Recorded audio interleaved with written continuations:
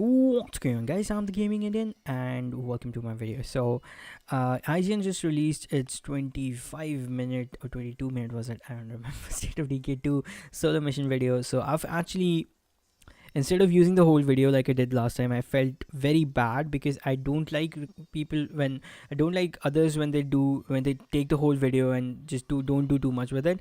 And that's why I've taken clips, and most important clips, because anyways it was like 25 minutes long. It was giant, and most of it was like useless. So I've taken out clips and included only the most important things, so we can talk about it, because that's what this video is all about, talking about the new things in State of Decay 2, which are being shown here.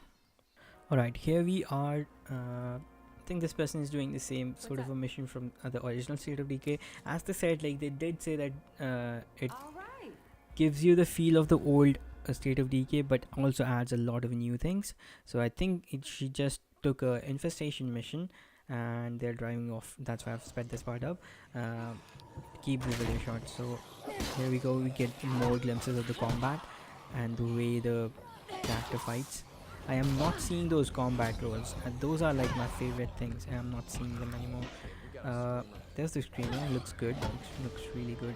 I think this is the first time I'm seeing him completely with light on him. And now he or she is recruiting, and I like that it gives you what the option will do. It tells you what the consequence of that option will be. So that's pretty helpful. And I included this clip because I wanted you guys to see the darkness. Look at that. Jesus, look at how dark it is. Not even shadows. Complete darkness. Alright, so the next thing I noticed was the map. The moment this person opened the map, it was like in my face and I just saw it. And it looks a bit cartoony, doesn't it? It looks a lot cartoony, and it looks a lot less detailed than the last one. Now I don't know how much I like this, but they did say they were gonna polish it, and I don't exactly know what that means. And since we're not gonna get a beta, open beta or something like that, so I mean it's not a big deal, at least not for me. The map actually looks really good, but I would love it if they would include a little bit more detail, or maybe it is that sort of a part which doesn't have too much, because on the side you can actually see a lot of houses, but there are very few houses and stuff, more open land.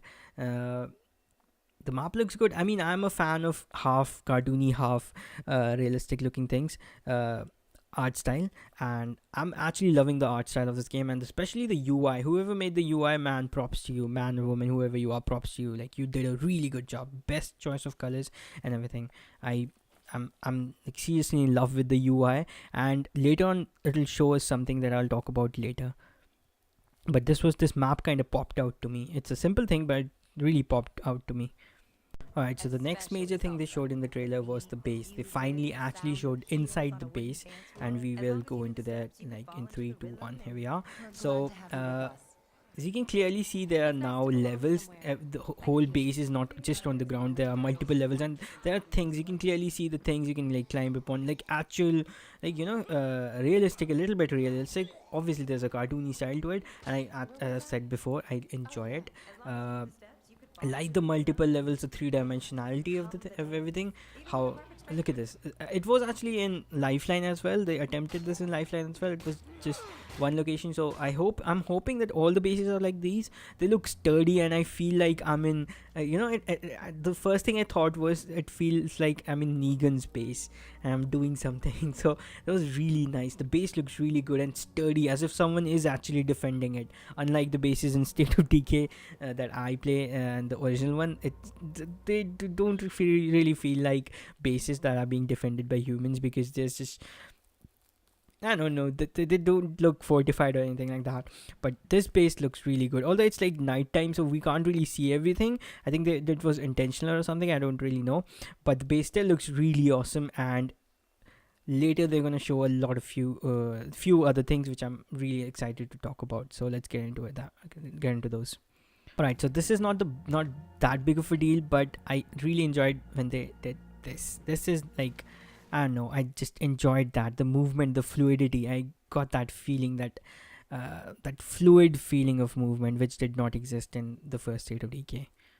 Alright, so here's the character screen. This is actually a character screen, which might not be a big deal for some. I don't know. It's probably a big deal for everyone, because earlier we had a different sort of a thing, a very tiny thing. Now you can actually see, this is what I was talking about. Look at the UI. With a glimpse you get a lot of information. Just with a glimpse you get a lot of information. And here they answered one of my things that I was thinking about. Are there still specializations? Have they changed the mechanics of the combat? They haven't done any of those. Like you can clearly see the star system still exists, so I absolutely love it. They still have specializations, which is awesome. And look at the characters are conveying the mental state they're in, so that is really, really awesome. Earlier you could just read it and they would just do some actions, but here you can clearly see how you get pulled into you feel for the character, and if that character dies you would actually feel bad about it.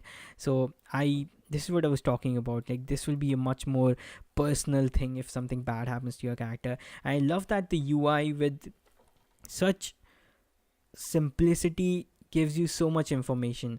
Now I'll praise the UI a bit more in this next clip. Alright, so here's more about the UI, the inventory.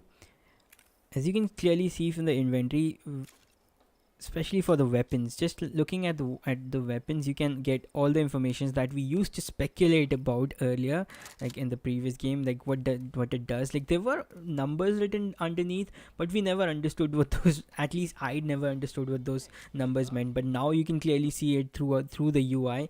Like, different things have different green bars. I don't know, either their durability or like how good they are.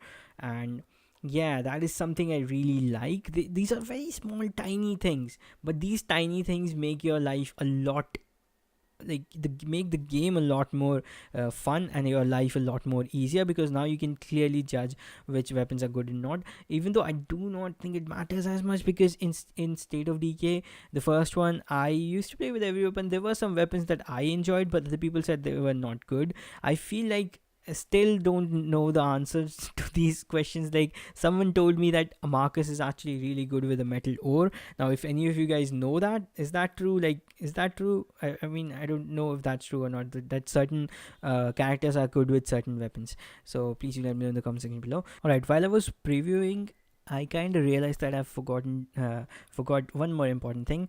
She will fight a feral now, and you would see how the movement is. Look at that movement, how the feral tackles you, and the death scene. It's nothing special, not as special, but look at the movements, all the things. I've been mentioning movement because it's very important. In case you guys don't realize, this movement is very important. So yeah, that's one thing I want to talk about. If you did notice something else, please do let me know in the comment section below. And if you did enjoy this video, please leave a like, and if you're new here, please subscribe. I will be before State of Decay things, I did not dabble into making reviews and analyzing things. I used to do playthrough sort of things, especially for State of Decay. There are literally hundreds of videos of State of Decay on my channel, and now I'm starting to think that I should do these sort of videos as well, because there are a lot. I get to speak a lot, and I generally have a lot to say on some certain topics, and it's nice to share your views, and find similar people that have the same views, and maybe some people who don't have the same views. And I would love to hear if you have anything bad to say about the game, because you know what, I'm a fan and I cannot see the bads in the game, which is not a good thing. There are always goods and bads, so I want to hear the bad things about State of Decay. Please let me know in the comment section below. And if you haven't realized it, I'm trying to get comments by saying all those things. So yeah, I think that's it for this part. I need to stop rambling. Yeah, I hope you guys have a great day. Good luck with whatever you're doing. I'll see you guys in the next part. Until then, guys, take care, and as always, take it easy. Oh, I forgot. Please, if you are a State of Decay fan, please pre-order. It's available on pre-order from 3 places I know: GameStop, GameSpot, whatever it is, Amazon, and obviously the Microsoft Store. And it is a play anywhere title. That means you can, if you buy it on Xbox, you can play it on PC. If you buy it on PC, you can play it on Xbox. So that's all I want to say. I want to thank UndeadLabs and Microsoft for making this game. Like, thank you so much. Like, seriously, thank you. And that's it. Again, I hope you guys have a great day. Good luck with whatever you're doing. I'll see you guys in the next part. Until then, guys, take care. As always, take it easy.